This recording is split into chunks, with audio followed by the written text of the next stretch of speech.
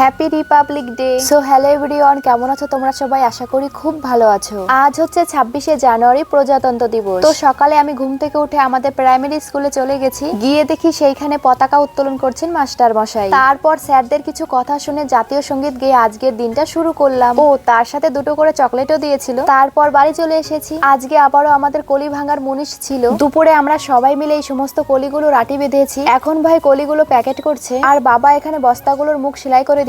এর আগের দিন ভাই দিদি বাড়ি গেছিল আর দিদি কয়েকটা আমসত্ত্ব ভাইয়ের কাছে পাঠিয়ে দিয়েছে। সেই আমসত্ত্বগুলোই আমি আর ভাই এখন খাচ্ছি। আমার কাছে আমসত্ত্ব ভালোই লাগে, তোমরা কেমন খাও অবশ্যই কমেন্টে আমাকে জানিও। তারপর বিকালে আমি আর ভাই আবারও গেছি স্কুল মাঠে। ওই যে সকালে মাস্টার মশাই যে পতাকা উত্তোলন করেছিল না, সেই পতাকায় আমি আর ভাই নামাতে গেছি। সকালে মাস্টার মশাই ভাইকে বলে গেছিলেন সন্ধে হওয়ার আগে পতাকাটা নামিয়ে রেখো, সেজন্যই ভাই পতাকাটা নামিয়ে রাখছে। যেহেতু স্কুল বন্ধ ছিল তাই আমরা পতাকাটা নামিয়ে আমাদের বাড়িতেই নিয়ে আসলাম। পরের দিন স্কুলে দিয়ে আসবে ভাই। তো ভিডিওটা কেমন লাগলো জানিও।